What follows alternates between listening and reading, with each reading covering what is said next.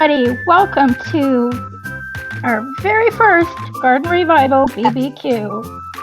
The BBQ, of course, stands for Big Burning Questions because what else would it stand for? With us today, we have Zappy Snaps and Hello? Passiflora. Hello. Hey there. So, how are you guys doing today?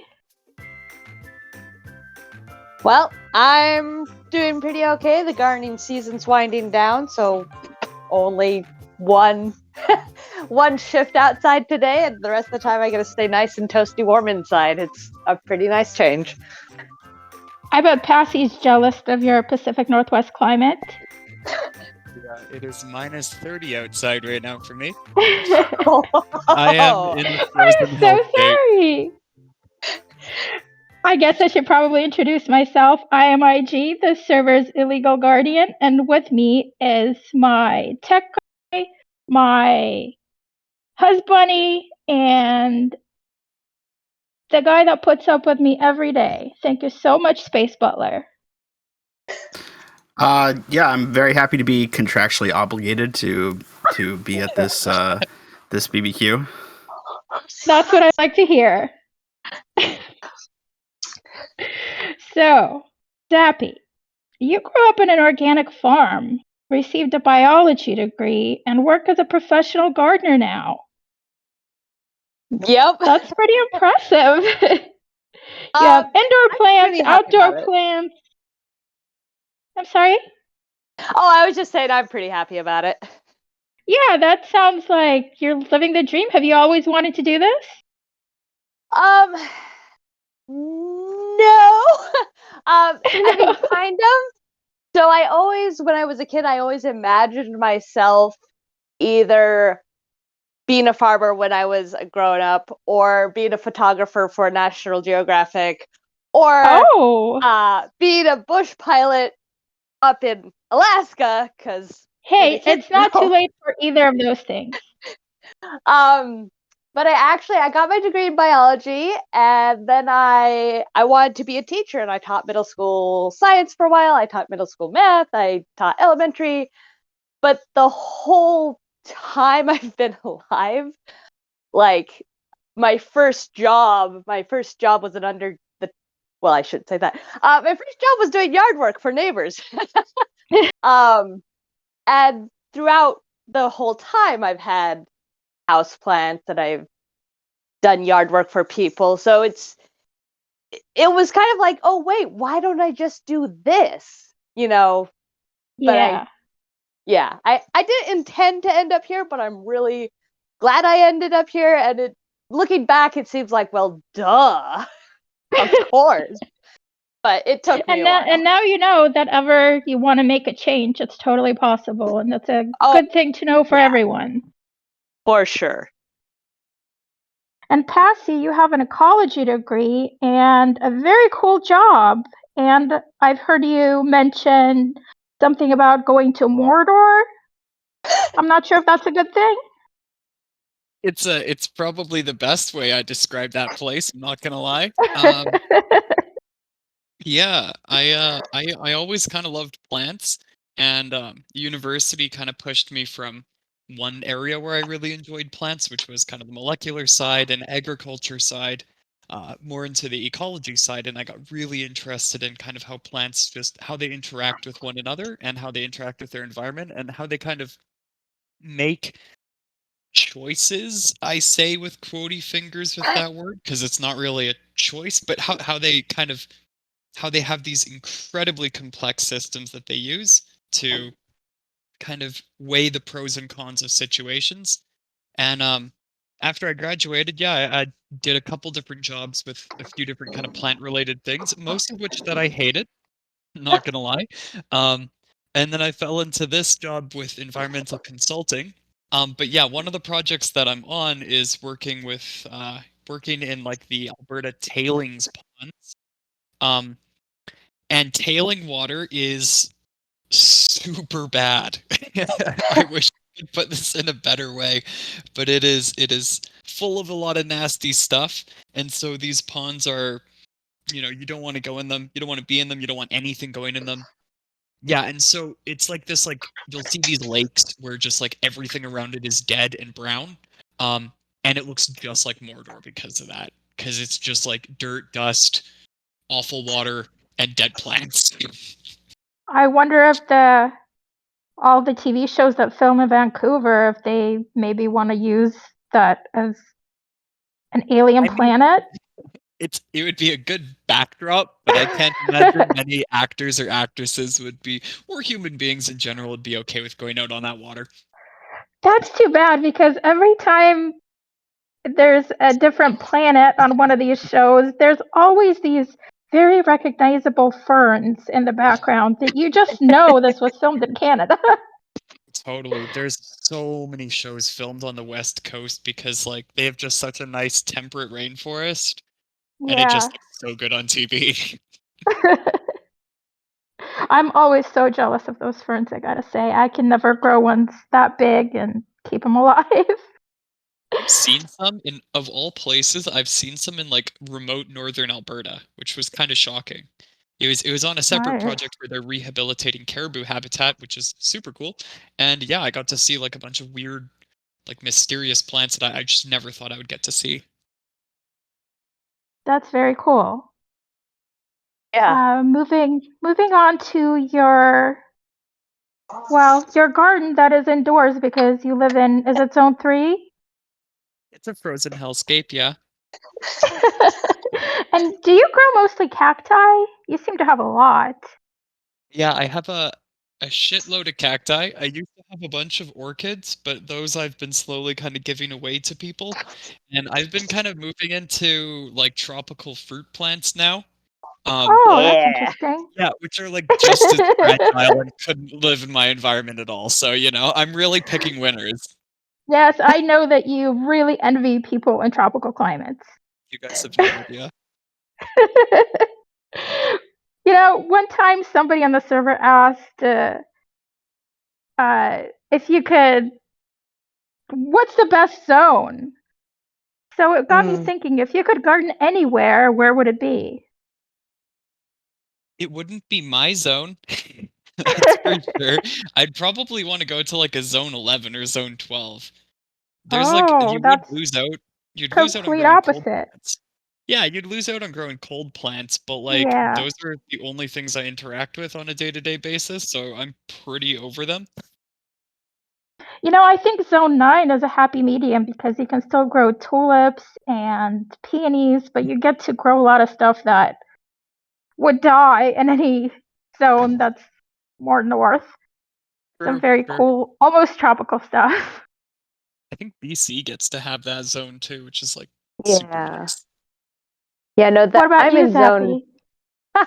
Well, I'm in zone 8, and I think I am extremely lucky in a lot of ways because I'm a maritime climate zone 8, so we have very mild temperature fluctuations over the course of the year. Like, we just barely, we usually freeze, but we don't get much Yeah. colder than that, and it's like that for Yeah. months. And then usually our summers don't get above 90 degrees, though, of course, this year was a really big exception because there was the huge heat wave. 90 and is quite so- hot to me. Yeah, but it's usually only 90 for like one day at the Okay. most, right? But so like our climate is great. We get to grow so many fruits. So like raspberries and blueberries and gooseberries and hardy kiwis and not hardy kiwis, like fuzzy kiwis grow here, which always surprises people. Because they're like, what? I thought that was tropical. It's like, well, Yeah, not I was actually, surprised. right? Yeah. And then like we also aren't that far from the tropics, so if I really, really want to, like, I can have a hoop house and do nutty things, like growing passion fruit. Yeah, which you do. Yeah, which I do. And like right now I have a hoop house, and out in the hoop house I have some orange, like baby citrus trees, right? Like they're not, Mhm. only one of them's fruiting yet. I've got pineapple in the ground and they're perfectly happy. That is Because amazing. they're the hoop house. And How much warmer is it in there? about 10 to 20 degrees, especially because they're right up against. Wow. I filled 55-gallon barrels with water to use as a heat sink, so that they That's very absorb, cool. warmth during the day and release it at night. And the other thing is I might be technically zone 8, but I live right next to a bowling alley with a very large parking lot. So there's definitely the urban heat island effect going on, because I don't think it's Yes. ever been colder than 26 degrees here. So Nice. yeah. That's nice. And I wouldn't want to live. I keep telling myself I wouldn't want to live in the tropics because there's things like blueberries that need dormancy periods. And I couldn't Yeah, have yeah. blueberries anymore. And also, they have That's a trade I'll some make. really. Huh? That's a trade I'll make. Oh, So but they also have desperate. so many more insects and Yeah. alligators or whatever. I'm like, I don't And want to deal with that. I know poor Bear Beer is really struggling. There's no winter to kill off the whitefly, so they just never die. Right, She and that never sounds gets to start terrible. fresh. That just sounds Yeah, terrible. it does. So sorry. So you don't have zone envy, so you're perfectly happy where you are. I have to work at it every time I see someone growing a mango tree. Like, oh. But yeah, no, I keep providing myself blueberries and way less insects. Okay. That's great.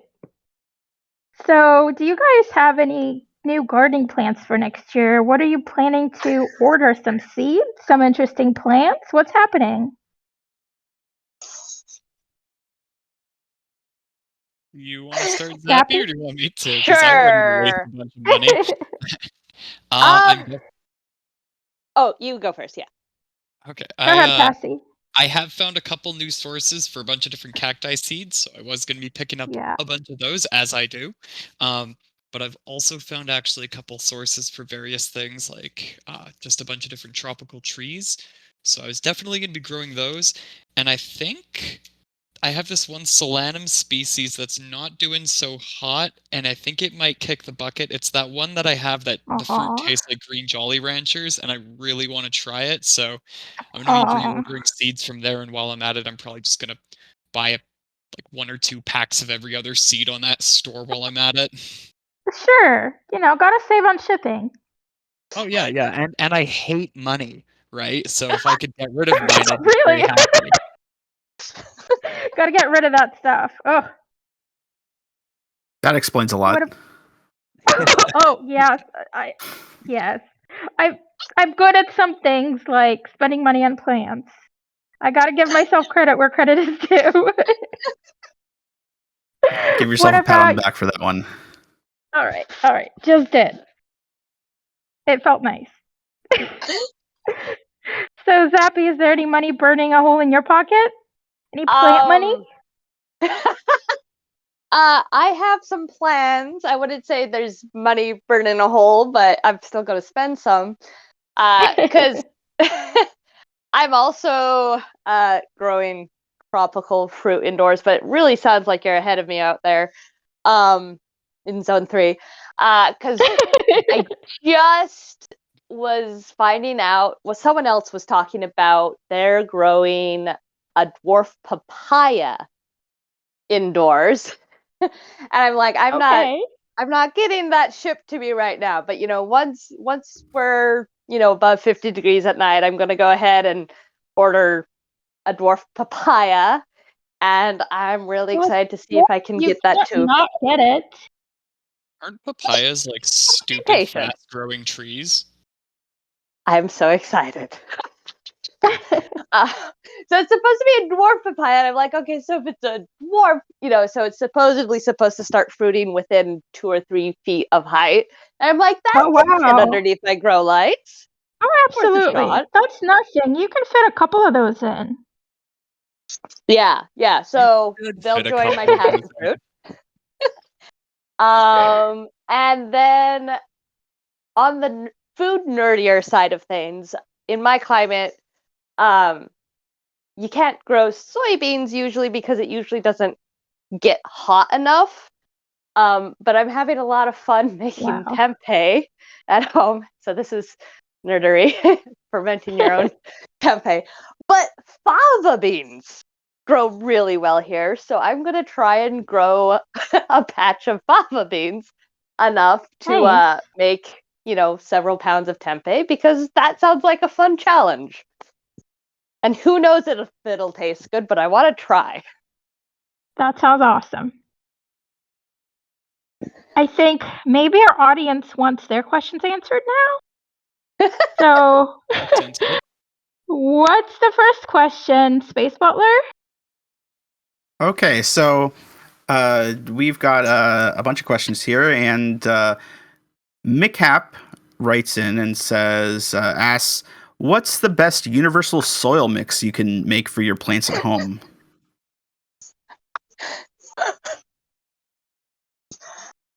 You want me to go first? Sure, go Sure, ahead. yes. Okay. I don't think there is a universal soil mix, because there's such a wide variety of needs that plants have. So, sundew or some other carnivorous plant like a Venus flytrap, they're going to want boggy, acidic soil. And there's other plants that are going to want alkaline soil. So there's no mix that's universal enough to do both of those things, right? So what I generally do is I have a standard mix that I make, and then I modify it from there. And so my standard mix is, I mix up about 1 part coconut coir to 1 part sandy loam to 1 part perlite, and sometimes I add some sand in there or whatever. And I use that for starting seeds, right? That's my standard for starting seeds. And then if it's houseplants, I'll cut that 50% with perlite to increase the drainage a lot, like general houseplants, which I should be specific. So like my monsteras, right? Or my Tradescantias. If it's a succulent, I'll cut that in half again, because I live in a very humid place. So I need a soil that's going to really dry out quickly. Yeah, But then when thing I'm you really have to growing, consider is your growing conditions. The Yes. temperature, how fast things dry out, how humid it is. Yeah, exactly. So, yeah, and even how warm your house is compared to someone else and how much light the plants are getting, because that's going to affect their metabolism. So someone who lives somewhere that's arid, where stuff actually dries out, they're going to need different soil conditions than I will. And then even with that basic mix, when I have a sundew, I throw that all out the window, and they're in sphagnum moss. There's nothing else in there because they need that boggy condition, Yep. So really, I would suggest, especially if you want to do like a more general mix, is look up the kind of plant that you're trying to grow and find out what conditions it likes growing in, and just Yeah. try and mimic that. And even if you can't nail it exactly on the head, just find things that are extremely close, or things that are just really neutral, like using perlite, as Zappy mentioned. That doesn't have like any like pH strength or anything like that. It's not going to drive the soil or the medium into a condition that the plant's not going to be comfortable with. Yeah, totally. All right. Well, it seems like there's no silver bullet for this question. Another question here. Yuki writes in and asks, what medium is the best for orchids so they grow roots and flower frequently? My vanillas are so thin, I want to make them thick and plump. Ooh. Did you want to answer that one, or do you want me to? Oh, definitely not. You should do it. Okay. Well, I think if you want to plumpen up an orchid, the best success I've had with that is actually just getting it into a really, really humid environment. My orchids have never looked better than the time when they were actually in nearly a 90% humidity environment, and it was like quite warm, very humid. But you do want to make sure that you have a lot of airflow, because if there's a lot of humidity and it's very warm and there's no airflow, you could just invite a bunch of fungi to grow on your plants, which can damage them, obviously. For flowering, I'm not sure about vanilla orchids. I know orchids frequently either go off of the length of the day or the length of the night. Um, Unfortunately, to mimic that in nature is really difficult if you're growing it indoors, because even just small amounts of light, like if it's in the kitchen and you turn on so you open up the microwave, the light from inside the microwave can actually throw off the plant's internal clock, and it can make it hard for the plant to kind of think of what time of the year it is. So getting it into an environment where it'll only get natural sunlight and no other light could help with flowering, but I'm not sure about getting it to artificially flower all the time unless you have hormones for that. Aside from that, That's some Wow. serious, Okay. I should also say, I guess, passing knowledge. aside from that, for growing orchids, aside from the terrestrial ones, which I don't think they usually sell, usually the orchids that you can buy in stores, they just like bark chips. But I've even seen people grow orchids very happily in chunks of styrofoam, as weird as that is. Oh my And god. What? it doesn't break down, which is really nice. It Mhm. doesn't hold water, which is also really nice, and orchids can kind of just stick to it. And so if you have styrofoam that you were going to throw out, you could break it into chunks and use that for orchids. I'm not going to recommend buying styrofoam to do that, because that's a pretty wasteful thing to do, but if you have it lying around, you could try that. Yeah, one thing I want to mention on the orchids is there are actually two groups that are sold that are terrestrial orchids, which is the silver squill plant is actually a terrestrial orchid, and they've been in the market for a while. But the other one that's really cool that I'm learning more about is they're called lightning orchids or jewel orchids. They're another terrestrial, and I don't know, they're just really cool. If you haven't seen pictures of them, the pictures do not do them justice, because they like literally glitter in the light. They're amazing. And what's interesting about them is a lot of their growers actually grow them in sphagnum moss, which is not not what I would have thought for a terrestrial orchid, but there you go. Mm. Interesting. All right. Next, we've got a question from Plato, who asks, what's a plant that is determined to be easier to grow indoors than outdoors, not weather dependent? Is there such a plant? Ooh, I really liked this question. Because I think, aside from the weather dependent, if you remove that clause, okay, I would say yes, because based on my location, I can't grow shit, right? If I put it outside, it'll just die, and so for me, everything is easier indoors. But once you factor in climate and weather, I think if I lived in the same climate that my plants naturally grow in, I cannot think of a way where it is easier for me to grow it indoors than outdoors. Because essentially every house is a cave for a plant, and plants need sunlight, and they'll just never get good amounts of sunlight indoors. That's not what they're adapted to, so not ideal for them, of course. I think if that not weather dependent clause wasn't there, I'd give a hard yes. But I think with that there, I'd have to say probably not. I think if you were living in the same environment as what a plant naturally lives in, it would just prefer to be outdoors. Yeah, I have to agree. And the only thing I can think of is with some of the variegated plants that people have come up with, like the Alba monsters or whatever. I suspect that they might be maybe easier to grow indoors, just That's an because interesting they're going to point. they're more delicate, right? Like they're more prone to sunburn, they're Yeah. more prone to turning brown because of low humidity. So if you've created something, I'm wondering if those ones might be better suited to indoors. And like I have a Tradescantia that's also variegated, and the one outdoors is technically it's in a spot where it should be hardy, but it's kind of rough. And I think it's because of those white areas. And also, this is kind of funny, but I have goats, and I've noticed that sometimes they have a preference for variegated plants. I don't know why. What? I don't know why. I think goats are they just want to eat what you don't want them to eat. Makes So sense.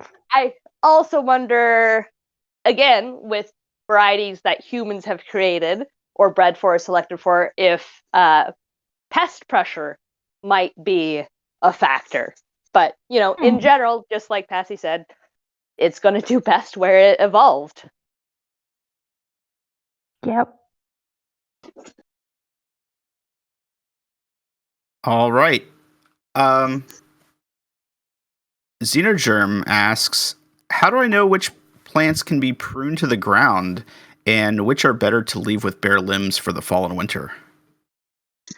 Okay, so I'm going to take this one, and I think there's a few different categories. The first category is whether it's truly a woody plant or if it's herbaceous plant. So if it's a herbaceous plant that doesn't really have truly woody stems, usually, yeah, you can cut it down unless you're keeping it up for echinaceas around here are often left because they hold on to their seed heads all winter and the birds like to eat them, right? So if you have a reason, you can leave it up. Otherwise, if it's turned brown and it's not woody, you can cut it down for the winter. The other category is woody plants. So your shrubs, your raspberries, your trees, and whatever. So if it's a tree, most of the time, you don't cut it down. And I say most of the time because there are always exceptions. So one of the exceptions around here are red twig and yellow twig dogwoods, which are grown for their winter color, the color of their twigs. But what you do is you cut them down, not at the start of winter, but at the end, right? Because the new growth is what's vibrant and yellow and bright red. So part of their care is cutting them down because otherwise the bark thickens up and it just looks like a normal tree instead of this bright yellow blaze of what is going on there. The other sort of thing to keep in mind is for flowering and fruiting plants. For example, raspberries. There's two types of raspberries, the primocane and the florocane. And one type, primocane, flowers and fruits on this year's growth, right? And the other one, the florocane, flowers and fruits on last year's growth. So if you cut down florocane in the fall, you're not getting fruit the next year. But primocane, sure, go ahead, whack it down. No one cares. So knowing what your plant's requirements for fruiting and flowering are is really important. And the other thing to keep in mind is, especially with older shrubs, sometimes people want to do a renovation where they cut it all the way down. And so there are conditions, yes, where with a lilac or a hydrangea, sometimes you're like, you know what, you are looking pretty, not so great. And you whack it down and the next year it comes back and it's not going to flower that first year, but the year after it will. So that was a long and wordy answer, but hopefully it covered what you were asking.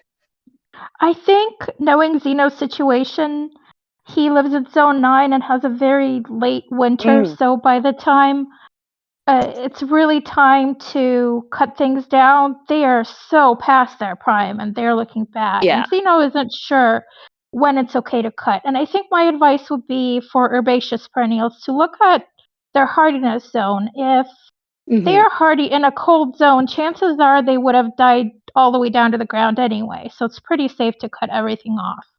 What do you think, Zappy? In general, I would say yes, but there's a few exceptions as always. So hellebores are very hardy. And I prefer to leave their foliage. It stays green all winter long, but it looks rattier and rattier. So I like to cut those off right before the new growth starts going. So that's one exception. And then this winter has been weird for our area, and it's functioned much closer to a zone 9 wood. And things like crocosmia are starting to grow again. And it's like, no, it's December. You should be dormant. What are you doing? Stop. So I used to be like, yeah, wait until it's brown before you cut it down. And now I'm like, okay, you get cut down at the end of October because you're going to restart growing. And I'm not messing around with that. So, because the other thing is when the day length is shorter and the temperatures are colder, you're not going to be getting that much activity, that much photosynthesis happening anyway. So they're not really doing much. So I would say as soon as it's, I'm going to be meaner to my plants from now on. But as soon as it's colder than 40 degrees, they're getting trimmed next year. That's a good strategy. Yeah. What's next, Space Butler? All right. So this is going to be a very difficult question. Kit Kat Arts asks, "What's your favorite plant?" That is a very difficult question. I don't have a favorite. That's like asking a parent if they have a favorite child, which they probably do, but they'll never admit it. Oh. Oh, goodness. Yeah, I can't pick just one. I could sit here and go category by category and be like, well, my favorite berry is, my favorite native flower is, but yeah, no, there's too many awesome plants. It's easier to tell you what my most hated plants are. Okay, I'll take that. Okay. So, my most hated right now is Japanese knotweed because it's an invasive species where I live and it grows very vigorously and it is almost impossible to get rid of. So I don't like that one. I like it because of that. I like the fact that it can grow through literal sheet metal. That's zone 3 for you, I guess. Yeah, I could do that, especially in a zone 3. If it lives there, it kind of feels like, well, hey, it lives here. Then it deserves to live. Right. Yeah. All right. Well, that question was impossible. Like I kind of guessed. Let's move on. Xenogerm asks, "Are there any good compendiums for all cultivars of all plants?" I'm thinking this one might be a no, but do you have any good compendiums in general to recommend? That's really tricky. Unfortunately, I don't think there is any good compendiums for like all cultivars just because there's so many. Like there's so many. If you deal with even just apples, there's I think well over 1,000 at this point. And there's other ones too where like they're questionably legal if they're allowed in certain countries or they're not legal, like cannabis, and there's a ton of cultivars there that have very specific needs. So I think your best bet when it comes to cultivars would actually just unfortunately be your best friend Google. Just because as far as I'm aware, I have yet to come across any kind of compendium which is even just for like a genus isn't really that cohesive, which is kind of disappointing. Yeah, I'm gonna have to agree. Because the other thing is there's constantly, not only is there constantly new cultivars being developed, but there's new species being found. So it is being updated constantly. And like, I don't know if there's more than one, but there's at least an international cultivar registration authority thingy. But I'm not sure how user-friendly that is. And I honestly haven't actually looked into it. I just, was reading on one of the forums, and people were arguing about something was a cultivar or not, and they were like, "Well, it's not registered there." I was like, "Okay." I was thinking that maybe plants get registered in different countries with different, I guess, intellectual property. What are they? They're Well, that's copyright, patents, which I is guess. Yeah, different. I guess But yeah, they're I wouldn't. plant patents. Yeah. Well, I think there's So different. plant patents and copyrights. But Yeah, yeah, I don't know of anything that's super useful for that, unfortunately. And yeah. people are looking for it. Like, I'm a member of a group for Stratuscantia hobbyists. And they're like, yeah, we're trying to make a website with all the cultivars, and they are trying really hard, and Yeah. new ones keep popping up, and they have no agreement on all the names, and yeah, unfortunately, no. Seen one website that's dedicated just to registering and like cataloging all the different species and cultivars for orchids. It is incredible, and it was very expensive for a subscription, Oh unfortunately. wow. Yeah, so I I think, bet. yeah, I think unfortunately I can't see a single source for all plants. I would love it, but yeah, I don't see it. All right. So we got an interesting question here from Plato. Do plants have sentient feelings? That's a very philosophical question from Plato. It is. Makes sense. See what Yeah, I did I there? mean, I I'm feel gonna like go the with first no. step would be to define what you mean by sentient, but yeah, this is an unending argument. I do think with the qualifier sentient, I would have to say no. Just because Yeah. sentient almost always implies that the thing has, like, it's capable of thinking, and thinking means that it usually has a brain. Uh, Although it doesn't always mean that something that has a brain can think. Like anybody who's seen a drunk person knows that's just not the Oh, case. sorry. Um, However, I think because like sentient feelings, unfortunately not. Yeah, I would have to agree with that. Like, I think so. I was thinking from a layperson's perspective, because like you see those articles which are like, oh, the trees are communicating. It's like they're sending chemical messages back and forth. Bacteria can do that, so it's not communicating the way a lot of people think of communicating, where it's like subject, verb. There's none of that. It's And I think not something that like. something actually on the whole like plants are communicating thing. I have read there's this one book. It's called like The Secret Life of Trees. Okay, and in the book, the author I think I've describes heard how that. like plants are, like they sustain one another if one's been injured through this fungal network. But the thing is, sustain implies that they're helping intentionally, Mm-hmm. and we Mm-hmm. can't determine if there's actually intention behind this. For all we know, Yeah. that plant could actually be parasitizing the other plants. And so it's really hard to make those kind of like generalizations over intent, especially when it's an organism like a plant. Yeah. And I mean, this would be a side track that could go on, but it's also really interesting because they found that in forests of redwoods, there's some albino members that survive. And it's not because of a fungal network, it's because their roots have grafted in with other trees. Wow. And That's it's super cool. And there's also in Doug fir forests, there's actually one right near my house. If there's a stump and the bark has healed over that stump and the stump's not dead, that's because the stump has root grafted with nearby trees. And the nearby trees are providing it with carbohydrates, and it's providing them with minerals, extra mineral and water uptake, right? So again, I don't think there's any intentionality there, but it is super cool what trees can do. It is very So cool. you can have a stump that is basically still alive. Yeah, like a zombie stump. It doesn't have any branches, it doesn't have any leaves.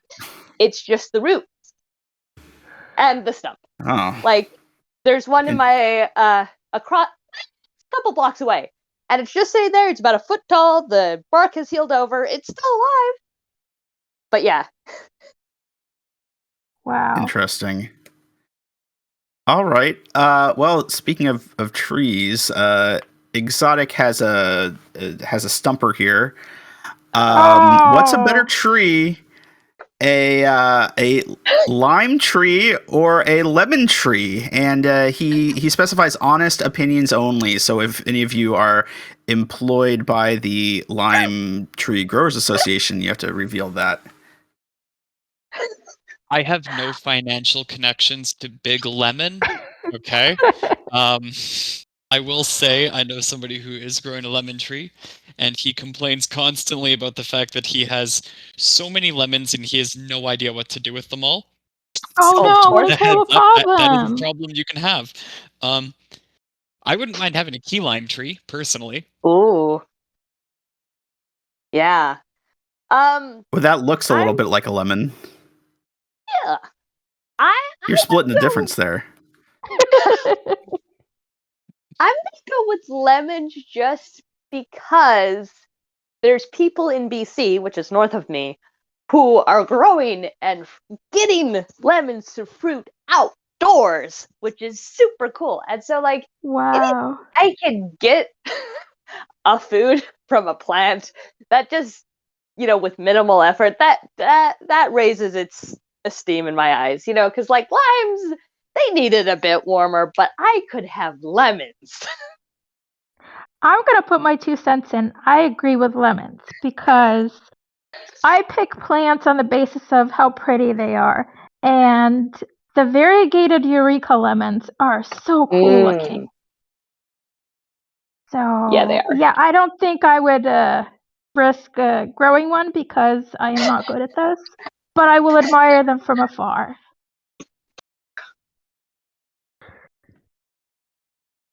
All right.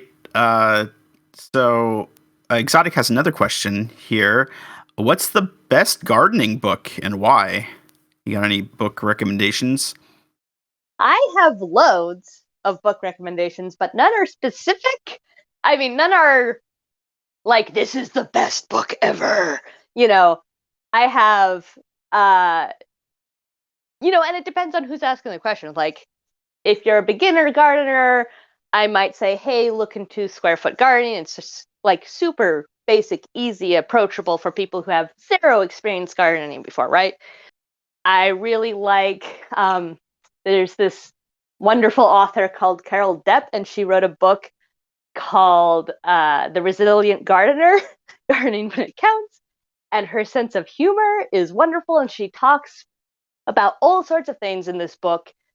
Like, she talks from breeding your own vegetable varieties, the basics of that, through cooking them, through adapting to adverse conditions, right? So it's a really engaging, interesting book that I enjoyed, very much. Yeah, I love gardening west of the Cascades because that's where I am. I love four season harvest because who does not love the idea, if they're in a cold climate, of getting to harvest fresh vegetables from your garden and not having to, freeze or can or preserve them in some other way. I feel like I have more, but Passy, you wanna? I would recommend Plant Reproductive Ecology Patterns and Strategies by John Levitt Doust and Leslie Levitt Doust. It's That not sounds about interesting. gardening. I just really like that book. Sounds like a page turner based on the Yeah. title alone. Oh, it's quite enthralling. All right. Let's move on to Mago Atomico's question about what are the most dangerous phototoxic plants to avoid in a garden? I garden those. Sounds like a Passy I don't question. avoid them. I don't avoid those. I garden them. Um, I mean, if you really have to avoid it, a lot of plants, thankfully, don't cause poisoning issues to humans unless you put them in your mouth. Yeah, Thankfully, most. most. Because plants are it's not like they want to kill you, they just really don't want you to eat them. That being said, there are a couple plants where if you're in their vicinity in the right conditions, you can get hurt pretty bad. The manchineel tree I think that's the pronunciation, or I just butchered it. Standing underneath that one in the rain, you can get acid burns. Oh, Jimpy Jimpy oh bush, yeah. you can get asthma or lung problems if you're in a room with it and it's not a well-circulated air supply. And then if you're in North America, there's, I think it's called either like giant hogweed or cow Mhm. hogweed. I think it's giant hogweed, right? Mhm. That one can cause chemical burns from just its pollen. If you handle it, you can get it even Ooh. worse. But that one, even its pollen, and because it grows extremely tall and it's wind dispersed, it can be extremely dangerous. And people brought them over here, and they thought that they would look really nice in gardens, which is why they brought them over here. And so now they're pretty invasive here. And so Mhm. it's up on that. I believe that that giant hogweed is a big problem in the UK as well. It grows well there, and people are getting injured by it.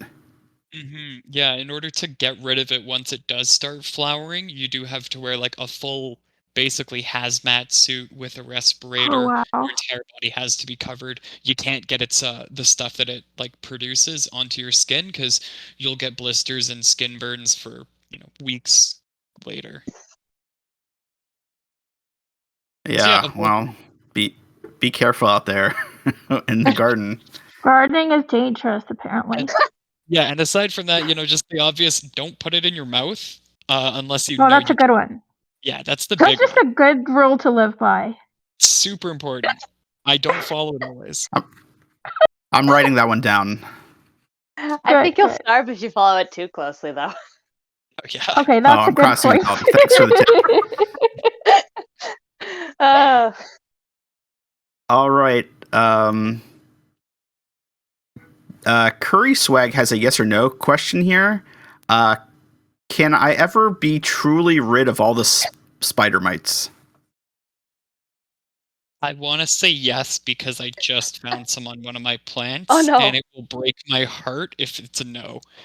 But if you want to get rid of spider mites, you're gonna have to take the plant out of the soil, repot it, like dump the soil, get that soil gone, What? sanitize the pot, or just junk it. Um, After you've repotted the plant, you want to make sure that you get rid of all of the spider mites that are on it using like insecticidal soaps or just better yet insecticides.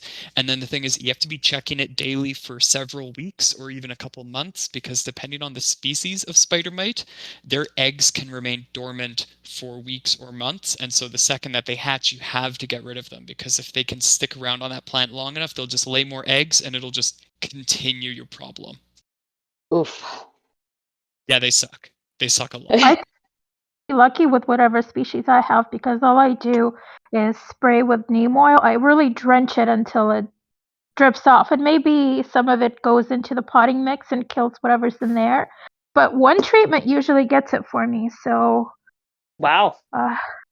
yeah, it's the only pest that I've really, if I actually do it in time, I can save the plant and get rid of them for the whole season. Love neem oil.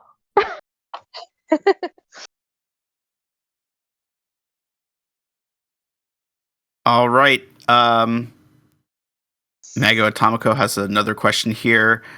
Do you know some nitrophile plant that supports really high concentrations of nitrates or ammonia in soil and water? It would be very impressive if there exists some plant so nitrophilic that it could literally be watered with cleaning ammonia, and it was good even rather than harmful. So I don't know if there's some extremophiles that love nitrogen out there. I really like this question, and it's because this question it pokes at physiology of plants, and Mhm. I'll explain why I really like it because of that.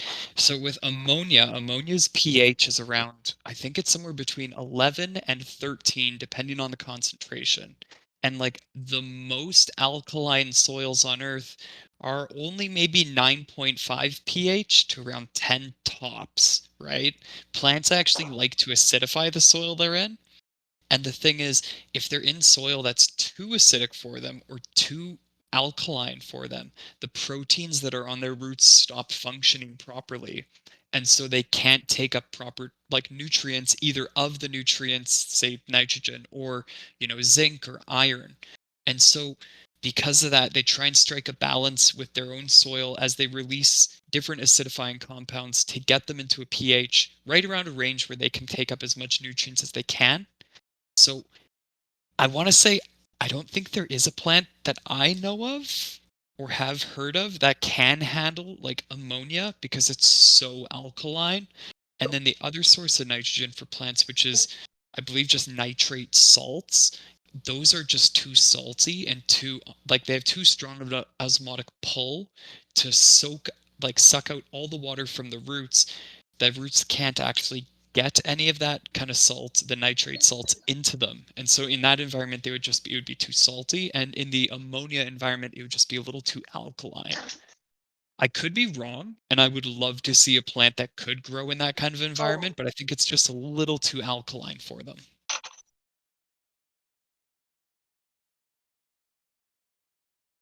All right. Well, there goes the dream, I guess. But hope springs eternal. Of the using your cleaning ammonia for There are quick new plants. watering. Yeah. New plants discovered every day. Plant.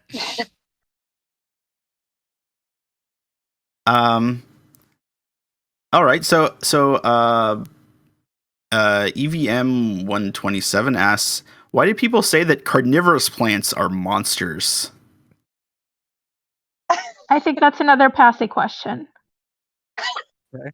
So that's a really interesting question, and I really like it because I heard in school forever ago that apparently when people first were finding out about like carnivorous plants, they were freaking out about them, thinking like, oh no, these things are monsters, they're dangerous. However, I actually found out recently that couldn't be further from the truth. At least as far as like Darwin is considered. Darwin, when he was first reading about Drosera, those are like those sticky plants that love to eat little bugs. He actually wrote in a letter to a friend, he wrote, I care more for Drosera than the origin of species. It's this wonderful plant, or rather most sagacious animal. I will stick up for Drosera to the day of my death. And so he really liked carnivorous plants. So Darwin definitely enjoyed them. But I think the other area where people might hear where people think plants are monsters, like carnivorous plants are monsters at least, aside from like maybe the old botanists, are just how like every now and then they might find a skeleton of like a small rodent inside of a Nepenthes pitcher. And when they first found out about that, they thought, oh, these plants kill animals. Oh, spooky. But what actually happens is Nepenthes release this one kind of fluid that's a laxative, and it's full of sugars. And it'll attract different small animals to the lip of these pitchers to just lick up all these sugars. But the laxative kicks in, and it makes the animal actually just like defecate right into the pitcher. And their poop is full of nutrients for the Nepenthes. So it's like a nice little trade, kind of. I personally think the animal gets a little bit more out of it. But every now and then an animal might fall in.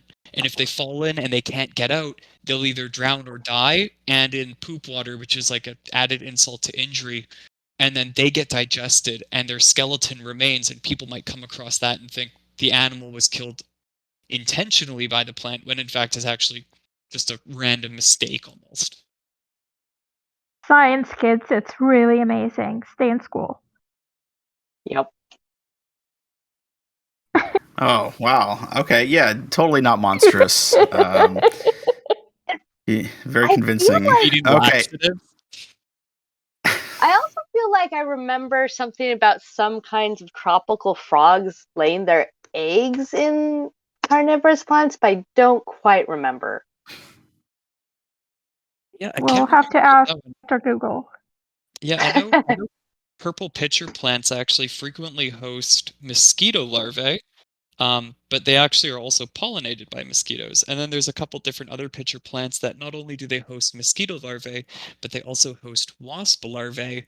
And they host the wasp larvae to eat the mosquito larvae and then defecate Amazing. while inside of the pitcher. So it's a whole ecosystem. Yeah, so Google. Thank you, Google. Asia's tiniest frog lives in the Nepenthes. I am terrible at pronouncing scientific names, so forgive me on that one. But yeah, so I don't know. I love carnivorous plants, and there's such a diversity of them. And they have been a little maligned, but they're not as capable of killing, rodents or other things as you'd think. And some things like to live in them. So It's all part of the ecosystem, right? yeah. All right. Yusuf asks about rooting rose cuttings. Yeah. I feel like this is one of those questions or one of those topics that gets a lot of coverage, and everyone, it feels like, has seen that image of sticking a rose from your bouquet into a potato and burying it. And they're actually really not that hard to root. And so, like, one of the things I do sometimes is, a lot of times actually, is I prune roses for my work, right? And this, one of my clients had this rose that happened to be a rose that my sister wanted, because it's this really nice climbing rose, and she wanted a climbing rose, and it was that particular variety. I was like, hey, mind if I take a few of these home? So I took those home, stripped off the leaves, put them in soil, and ignored them. And 50% of them, with no further care, grew. Like, they grew roots, they grew leaves, they were ready to go, right?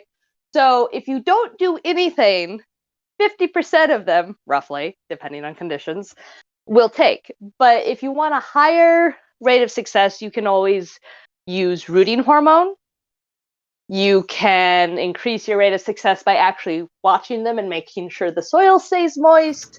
They're not actually hard to root. So you don't need to stick a potato on the end and stick the whole thing in the ground. And I'm pretty sure I read a Mythbuster on this at one point, and they were like, well, the potato's going to rot and be disgusting. So you can just skip that part. But yeah, really not hard. What I would suggest doing if you're trying to root roses is take a solid chunk, 6 to 8 inches long, strip off the leaves, and bury 2/3 to 3/4 of the length in your rooting medium, and keep that consistently moist, and just be very patient, and it should grow. Like,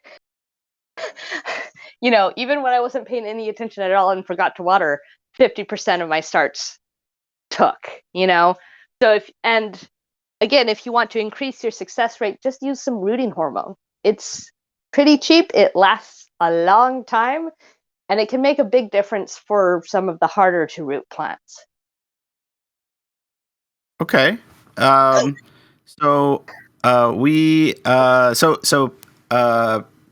Passy has a previous engagement, but I think we have time for one more question here before the end of the questions section. Hyperspear asks, what plants can you use on a field of clay to make it more soily without the use of fertilizer over 5 to 10 years? Okay, so Patsy, you can answer this if you want to, or I've actually done this. Oh, you've actually done this. Okay, yeah, I've actually done this.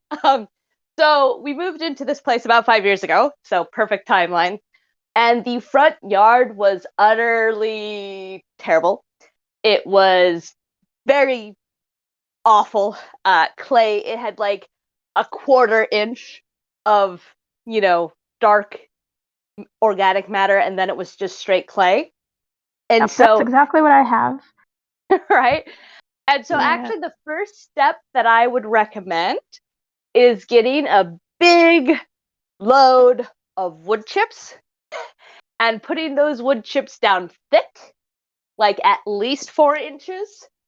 And you can go deeper than that if you have the material on hand. And being patient, like if you do, ideally you do that in the fall and just ignore it all fall and winter and then start looking at it in spring. So what I did is I did that, and then I planted the next year in part of the yard. I planted potatoes, and the reason why I planted potatoes is because you can put potatoes on the ground and then cover them up with mulch, and they will make a harvest. And so you could just bury them in organic matter, and over the course of the year, the soil biota, the worms and insects and all of the rest are going to be incorporating all that organic matter into your soil over time, and it will actually change the soil below it. I've had people tell me, "Oh no, it won't do that." Yes, it will. I know, because I've dug holes in my yard and compared before and after. It increases. Well, you all know about organic matter. It increases the amount of water that can be held, the nutrients that can be held. It changes the texture of the soil. It's all great. And then the other part, what I did is I put down leaves. Well, I left leaves there, if I'm being perfectly honest. I left the leaves there from the fall. And in the spring, I sowed a mix of crimson clover and foraged daikon radish, because the daikon radish has been used by multiple people because it'll grow the really big, deep roots. And then you leave them there and they rot. And now there's, a route for infiltration of moisture and bugs and all that stuff into the soil. And it really does work. Like when I started, it was that terrible stuff I described. And now if I go dig in that, it looks pretty close to decent soil. Like it's not perfect yet. But, now 5 years later, I have happy raspberries.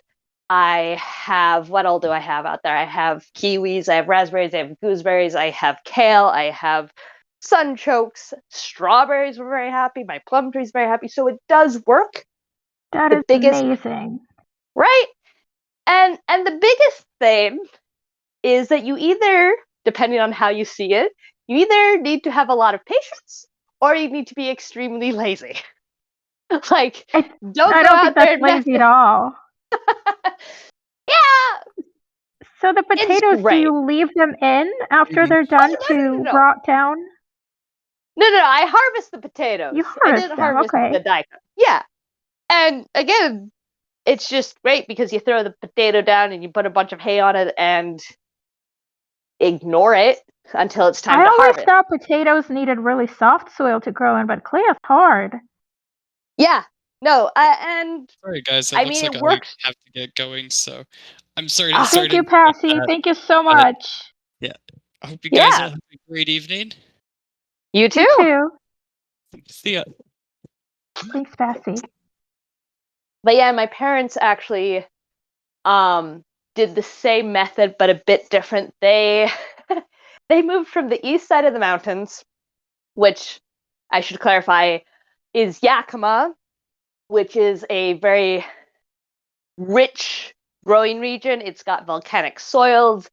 It's where like most of the apples come from, like around Yakima. They moved from Yakima to a small town on the Olympic Peninsula where the soil is incredibly acidic and Oh. very much clay. And I remember the first year we were there, they put potatoes down and then they put entire hay bales on top of the potatoes. And the potatoes grew Oh. up through the hay bales and we got to eat potatoes, and the soil underneath was like so much better the next year. So That's yeah, fast. I thought it would take a lot longer to change soil like that. I mean, it's not going to be perfect. It's not going to be perfect in the first year, but if you can be patient and if you can give it a lot of carbon, a lot of soil organic carbon, and if you can really not ever work it when it's wet, your clay soils can be amazing. I'm so guilty of working it when wet. I just don't have the patience. I gotta do my gardening.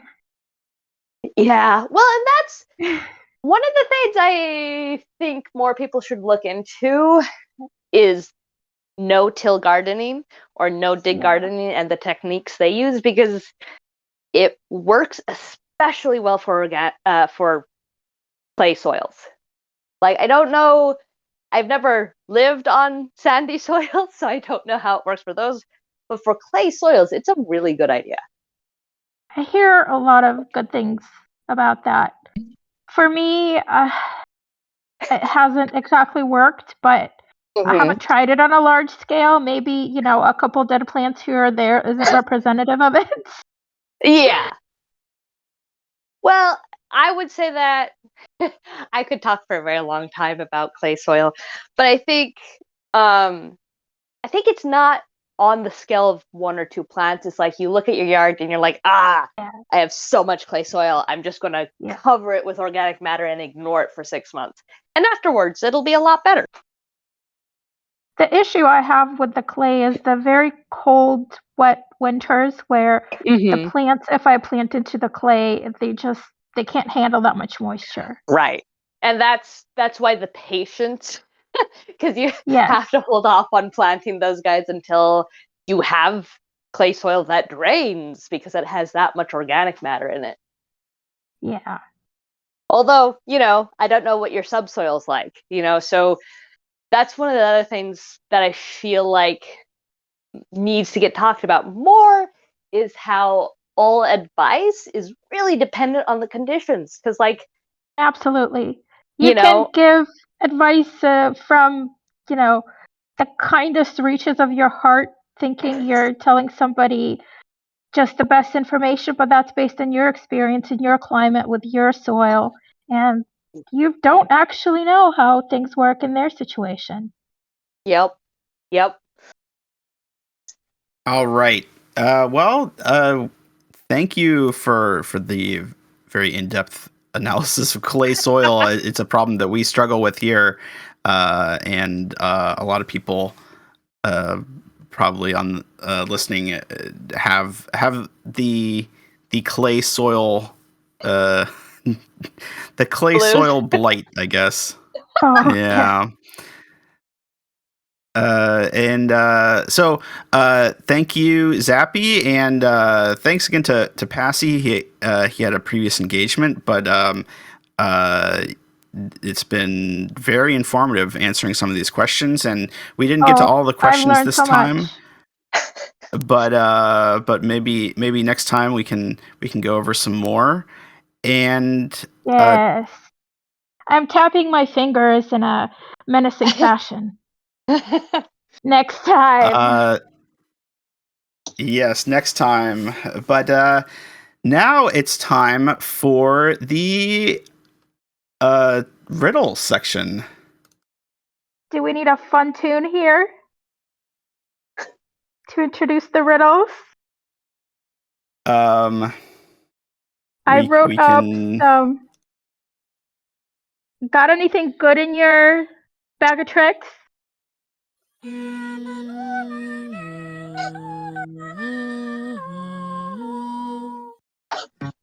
I think that's perfect. Thank you. So I wrote up some riddles that I am going to, SB is going to read them out, and I will paste them into event chat. And we'll see how well you guys do figuring out the answers. And if you need help, we will turn to Zappy for her expertise. Uh-oh. All right. So the first riddle is: tears in your eyes, my white lifeblood is strong. Always wear gloves, to this genus I belong. What is this talking about? You can puzzle it out in the event chat here. See if see what your gardening knowledge has has wrote. You can just you can just try an event chat and make some good guesses there. See if anybody can get it. It's not ficus.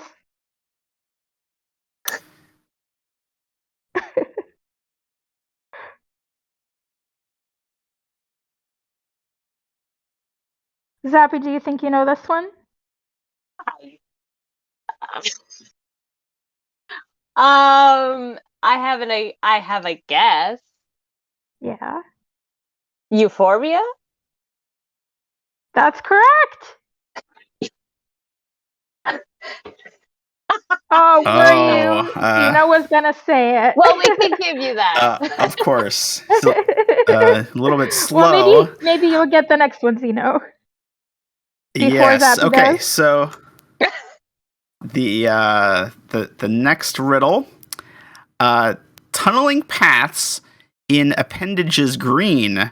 I'm just a youngin', but my work is obscene. Oh my. We'll give the chat a little bit of time to try some answers here.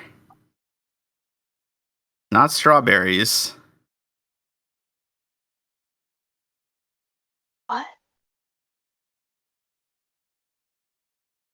It's not an eggplant. No, definitely not eggplant. Do you guys need some hints? Zappy, you have any ideas for this one? Why don't we give them another 30 seconds or so? All right. Oh, you're very generous. I think I know, but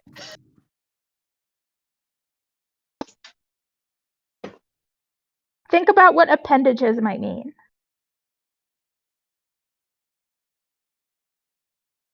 Any ideas what appendages is talking about? Not fingers, in this case. think plant appendages.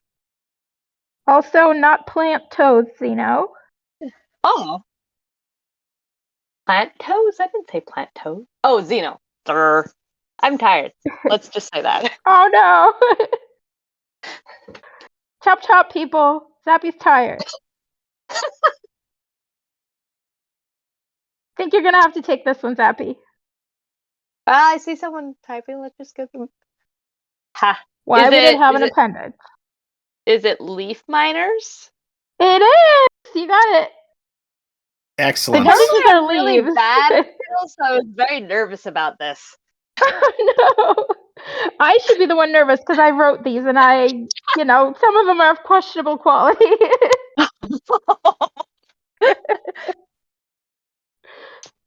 No, you're 2 for 2 on the riddle answers here. Let's Yes. try. Let's see if you can go for number 3. Yeah, that's So, some square-stemmed cousins are rather tame. Others aggressive. Say my family name. So what's the family name? So you got to pick the. I said one, but I did say the scientific name. Yeah, what's the family name? It's a good Yes. point. I You don't have think to spell it pumpkins right, are too. in that family. What'd you say? I don't think pumpkins are in that family, Bubs. No, that's Cucurbitaceae. And again, do not go off of my pronunciation. There we go. Ooh. Yep, that's correct. Lamiaceae. Did I pronounce that right? I think it's Lamiaceae. I Oh don't boy. know. E-I-E. If my I thought it was high school Lamiaceae, Latin has but taught me definitely not. anything.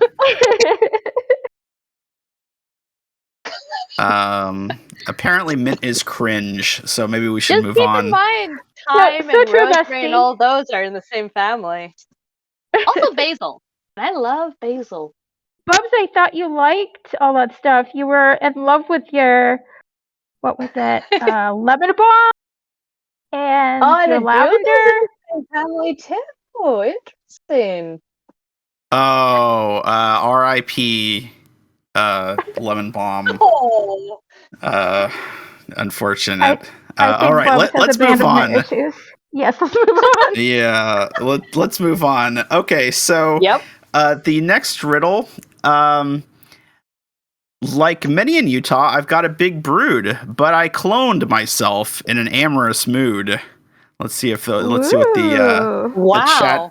chat can get for this one. I cloned myself.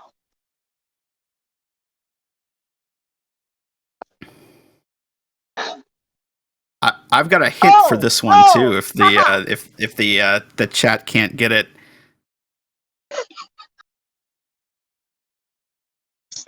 I don't think they'll need a hint though. This one's pretty I'm good. curious to know what your hint is. Yes. No, it is not the heck, Bubs. Oh. So the hint for this one is I believe you can answer by telling us a specific creature, like a individual, as opposed to the rest of these.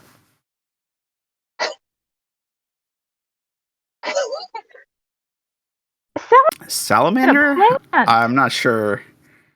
No, no, this is referring to a plant. This is referring to a plant. Oh no, sad face. Now I'm heartbroken. No, turn that frown upside down.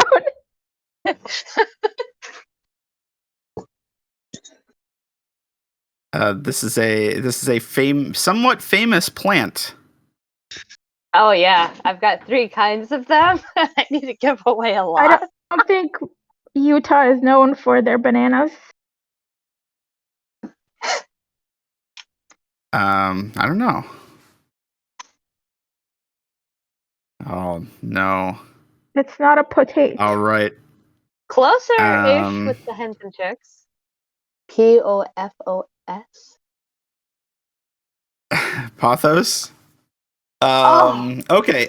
Zappy, you got an idea for this one? Is it? There's so many people typing. I want to get the. Yeah, look. There we go.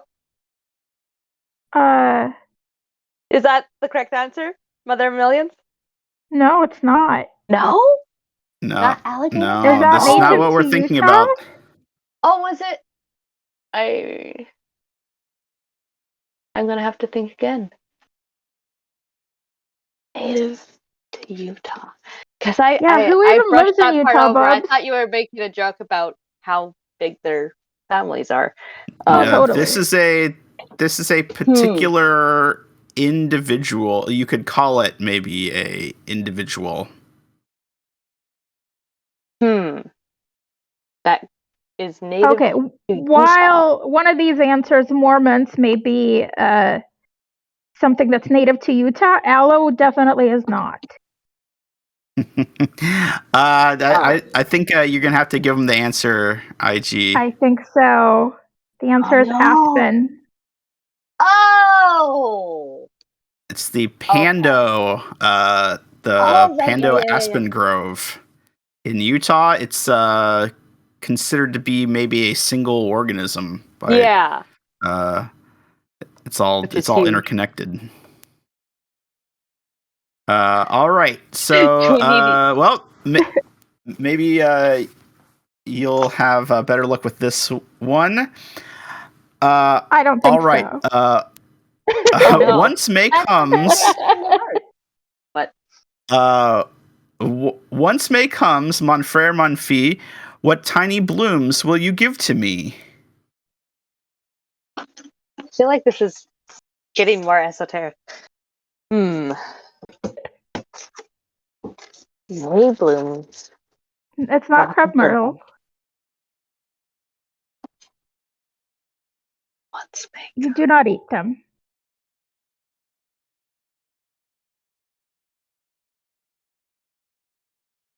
Actually, I don't mind if you guys use Google. As long as you can figure out what the puzzle is asking for, that's really the big challenge, I think.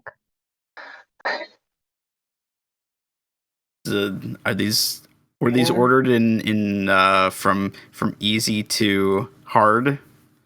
No, they were just in the order that I made them up in. But maybe, I ran out of good ideas or something. Oh, no. It's not Alyssum. It is Lily of the Valley. Congratulations, Evie. Ah. Yeah, I was stuck on the French. I was like, It's a flower given holiday, I believe, in France, where Lily of the Valley is given. What interesting. holiday was it? Oh, well then now I have to Google. Oh, okay. Moving on. So It's May 1st. It's May 1st. this one. Oh, May Day. Okay. Yes. Next riddle is: my ladies are stinky. My color turns gold. Some take me in pill form. Fossils prove that I'm old. Uh-huh. Bubs. Is that a Bubs. knowing? Uh-huh. I think so. Bubs has an inkling here. I think Bubs is distracted. I Not durian. Durian? Not It's not. durian, It's not come on. durian. It is Although it is quite is stinky. Durian Oh my God. is stinky. I've heard. I've not had a durian. Yeah, it's an interesting Not experience. cordyceps. Not sheep placenta. It is ginkgo. Evie got it again. Oh, Yep. Zeno close So behind close. there. Yes, very. All right. Next riddle. This one's a little bit different. Looking at him through 16:9 on a warm Friday night with his trowel and canines. I think Mother of Pearl is going to get this one.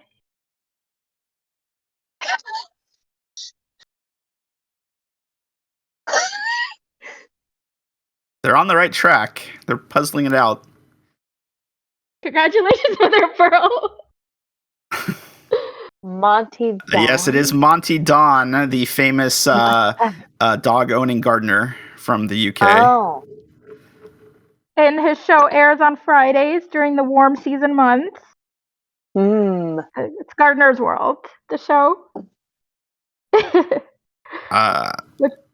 Which is the reason I subscribe to BritBox.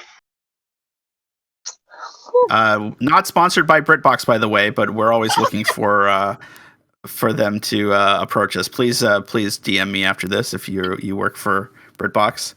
All right, so the next riddle is pink, red, and orange are so tasty and sweet. My metabolism races. I hum, I don't tweet. Mm-hmm.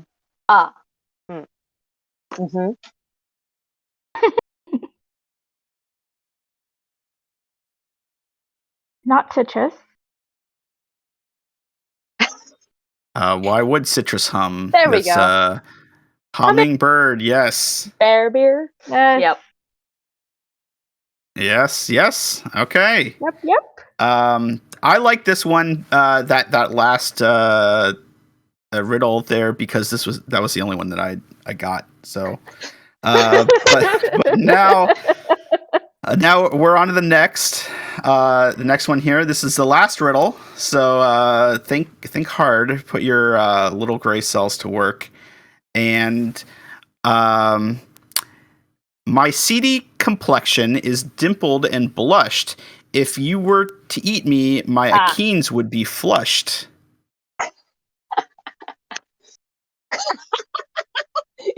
Yeah, they got that acceptable. Blackberry and strawberry are both acceptable answers for this. Congratulations, Zeno. You got 2 of the 3 answers I could think that would fit this. I think raspberry is another one. You guys did great. And I'm very happy that my riddles apparently didn't suck. So, another pat on the back for me. Good job. Some people figured them out, yes. So, yeah. Okay. Well, that leads us to the end of the show. So, we want to thank our panel, Zappy and Passy Dearly as departed well. Passy, but not in that way. I don't think that's Thank the you right. guys so much. Yeah, it was fun. Learned so much from Yeah. you, and I enjoyed it. I was nervous, but Good. this is great. I love it. Let's do it again. Yeah, totally. And thanks to all the listeners out there, and thanks for playing along with the riddle section. And we hope to see you again for the next BBQ. Woo! Yay!